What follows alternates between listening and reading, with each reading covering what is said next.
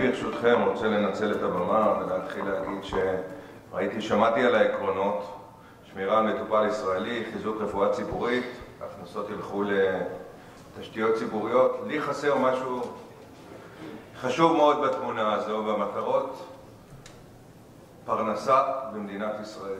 זאת אומרת, הסתכלות על הזווית הייתה הסתכלות רק מזווית של מערכת הבריאות, לא הייתה הסתכלות כוללת של מערכת הבריאות, של המערכת הכלכלית. עכשיו, אני חייב להגיד לכם דבר אחד, זה מאפיין מאוד מאוד את הממשלה. אנחנו פשוט נמצאים בכרוניקה של מדינה שבעה. צריכים להבין את זה. מדינה, אם אתם מסתכלים, כל ההתנהלות בתקופה האחרונה, התנהלות היא התנהלות חברתית, אין התנהלות כלכלית יותר. זאת אומרת, אני יכול להגיד לכם, אני מנכ"ל התאחדות המלונות, ואני גם בעברי הייתי סמנכ"ל כספים בקופת חולים כללית, הייתי ראש צוות בריאות במשרד האוצר, הייתי גם מנכ"ל משרד התיירות, ואני חייב להגיד לכם שיש לנו כרוניקה של מדינה שבעה. מדינה שבעה זה אומר שהיא לא מחפשת פרנסה. פרנסה זה בסוף. פרנסה יש בסקטור הציבורי, אנשים שדואגים, יש להם, פרנסתם מובטחת, לא מעניין אותם מהשאר.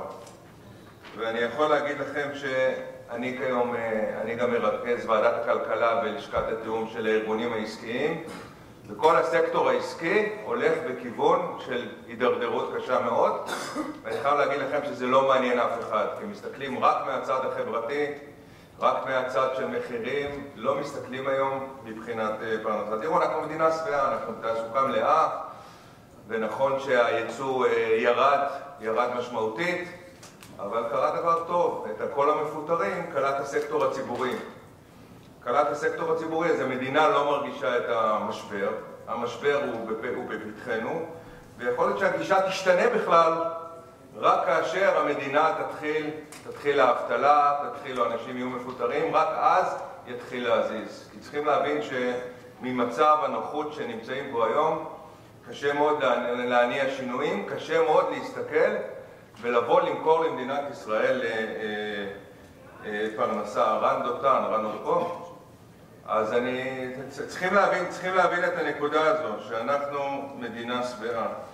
יש מדינות בעולם שנמצאות במשבר כלכלי, ואתם יודעים את זה, אמר רן על צרפת, צרפת עובדת על תיירות רפואית. מדינות שלמות בונות אסטרטגיות, משקיעות בטירוף, ומדינת ישראל יש לה יתרון יחסי, והיא זורקת אותו הצידה, בועטת אותו, ואני אומר לכם, זה עצוב. זה עצוב, דרך אגב, זה לא קורה רק זה קורה בתיירות רפואית, זה קורה גם בתיירות רגילה, זה קורה בכל תחום שהוא בארץ, שיש לנו יתרון יחסי, המערכת פשוט מרגישה שבעה מדי.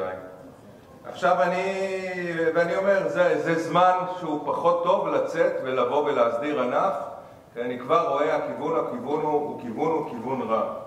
אבל אני פה רוצה לשאול את חברי הפאנל, לאור השינויים שעוברים בתחום, אני רוצה לדבר על ההסדרה, אני רוצה לשאול אתכם בעצם, את חברי הפאנל, כל הנושא הזה שהרופא והסוכן יקבלו מבתי החולים את העמלה, מה עמדתם, איך הם רואים את זה, האם זה נכון, האם זה ימנע את התשלומים מתחת לשולחן, האם המעבר לתת את השירות רק אחרי שעות העבודה,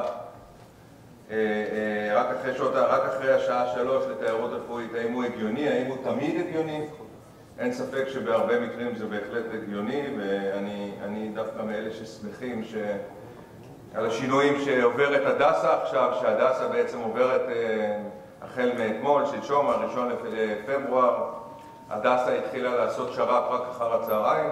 קיבלו פקודה, זה לא משהו. קיבלו פקודה, בסדר, הגיע הזמן, אבל אני בא ושואל, רוצה לשמוע מה עמדתכם, איך אתם רואים את הדברים האלה, האם זה באמת ישיג את המטרות, או שזה עוד דרך לבוא ולקבור את הענף, תחת כל מיני הגדרות, כל מיני הנחיות שיש להם היגיון, אבל יש להם היגיון רק לזווית מסוימת.